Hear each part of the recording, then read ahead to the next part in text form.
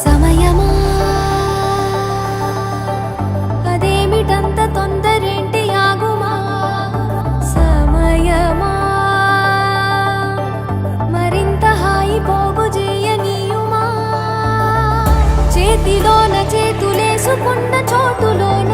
చూపుతోటి చూపులల్లుకున్న దారిలోన శ్వాసలోకి శ్వాస చేరుకున్న మాయలోన